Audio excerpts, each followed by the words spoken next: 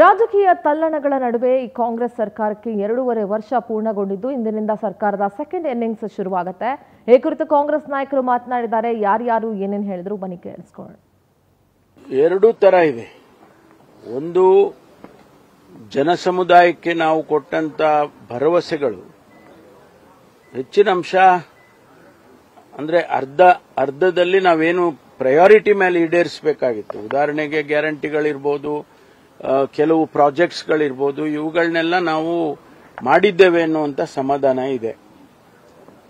ಮುಂದೆ ಮಾಡತಕ್ಕಂಥ ದೃಷ್ಟಿಯಲ್ಲಿ ನಾವು ಇನ್ನೂ ಹೆಚ್ಚಿನ ರೀತಿಯಲ್ಲಿ ಹಣಕಾಸಿನ ವಿಚಾರದಲ್ಲಿ ಫೈನ್ ಟ್ಯೂನ್ ಮಾಡ್ಕೋಬೇಕು ಅಂತಾರಲ್ಲ, ಅಂದ್ರೆ ಯಾವುದು ಅನವಶ್ಯಕವಾದಂಥ ಖರ್ಚುಗಳಿರ್ತವೆ ಅದನ್ನ ನಾವು ಸರಿಪಡಿಸ್ಕೊಳ್ಳೋದಕ್ಕೆ ಪ್ರಯತ್ನ ಮಾಡಬೇಕು. ಆಯ್ತು, 2 ವರ್ಷ ಒಳ್ಳೆ ಕೆಲಸ ಮಾಡಿದಿರಿ. ಗ್ಯಾರಂಟಿ ಕೊಡೋದಿಲ್ಲ ಅಂತ ಹೇಳಿದ್ರು, ಕೊಟ್ಟಿದ್ದೀವಿ. ಬಹಳಷ್ಟು ಪ್ರಚಾರ ಆಯ್ತು, ಕೊಡ್ಲಿಕ್ಕೆ ಆಗೋಲ್ಲ. ಸಮರ್ಥವಾಗಿ ಸಿಎಂ ಅವರು ನಿಭಾಯಿಸಿದ್ದಾರೆ. ಸೊ ಮುಂದೆ ಕೂಡ ಅದನ್ನ ಹೊರಿಸ್ತಾರೆ. ಸೊ ಇನ್ನು ಮತ್ತು ಹಲವಾರು ಯೋಜನೆಗಳನ್ನ ಮಾಡ್ತಾ ಇದೀವಿ ನಮ್ಮ ಸರ್ಕಾರದಿಂದ.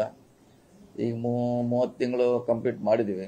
ಇನ್ನು 30 ತಿಂಗಳು ಇದೆ ಸರ್ಕಾರದಲ್ಲಿ ಒಳ್ಳೆ ಕೆಲಸ ಮಾಡ್ಲಿಕ್ಕೆ ಪ್ರಯತ್ನ ಮಾಡ್ತಾ ಇದ್ದೀವಿ. ಯಾವ ಗೊಂದಲನೂ ಇಲ್ಲ. 2 ವರ್ಷ ಸಂಪೂರ್ಣ ಆಗಿದೆ ಇವತ್ತಿಗೆ. ಮುಖ್ಯಮಂತ್ರಿಗಳು ಉಳಿದಿರೋ 2 ವರ್ಷವನ್ನು ಕಾಂಗ್ರೆಸ್ ಸರ್ಕಾರ ಸಂಪೂರ್ಣವಾಗಿ ಪೂರೈಸುತ್ತದೆ. ಮತ್ತೆ ಕಾಂಗ್ರೆಸ್ ಸರ್ಕಾರ ಅಧಿಕಾರಕ್ಕೆ ಬರುತ್ತೆ 2028.